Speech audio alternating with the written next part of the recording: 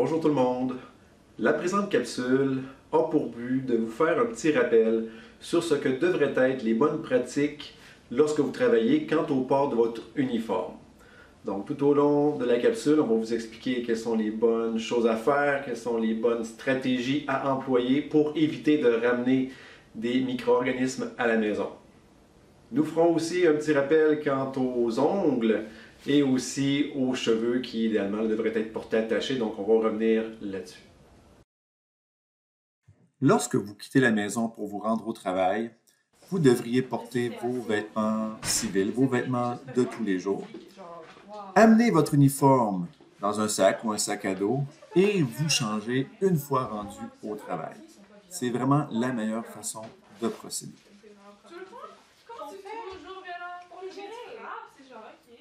Et de toute évidence, cet uniforme que vous avez mis dans votre sac ne doit pas être celui de la veille, mais bien un uniforme propre, donc qui a été bien lavé là, pour éviter justement de ramener des micro-organismes de la veille à votre nouvelle journée de travail.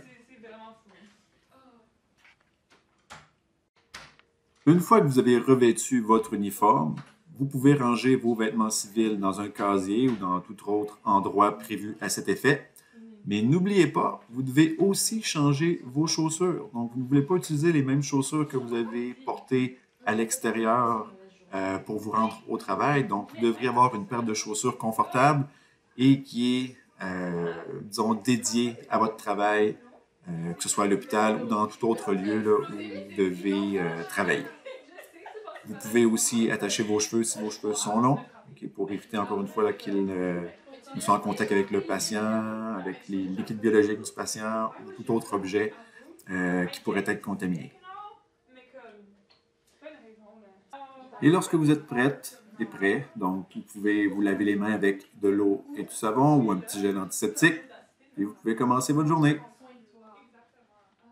Pendant une journée de travail, et ça vous le savez mieux que moi, vous pouvez être exposé à toutes sortes de liquides biologiques. Que ce soit des sécrétions respiratoires comme la toux, les éternuements, ça peut être du sang, de l'urine et même des matières fécales. Donc, vous êtes exposé à potentiellement plein de micro-organismes. Donc, si vous prenez le temps de désinfecter vos instruments, les surfaces de travail, bien, il faut que vous soyez conscient et consciente que votre uniforme est lui aussi souillé.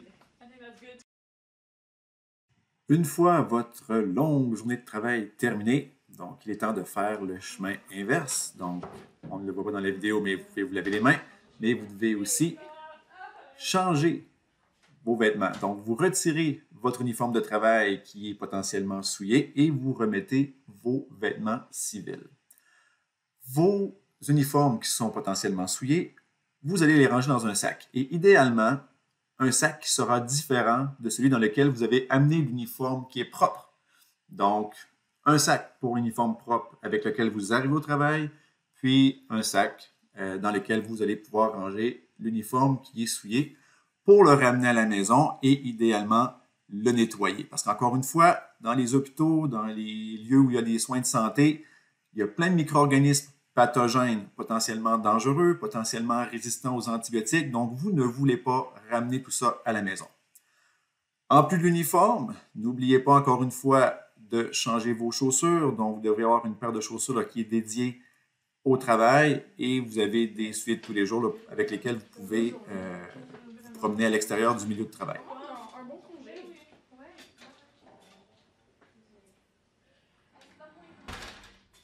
Donc, pour ce qui est des ongles, idéalement, on ne devrait pas porter de faux ongles ou garder nos ongles quand même relativement courts pour éviter de blesser le patient lors de la manipulation. Éviter de percer des gants si vous devez porter des gants pour certains actes. Puis aussi pour éviter d'y accumuler des micro-organismes que vous pourriez ramener à la maison et par la suite vous contaminer vous-même. Pour ce qui est des cheveux, idéalement, vous devez les tenir attachés, surtout s'ils sont longs, pour éviter qu'ils n'entrent en contact avec le patient, avec les liquides biologiques du patient ou toute surface qui pourrait être contaminée.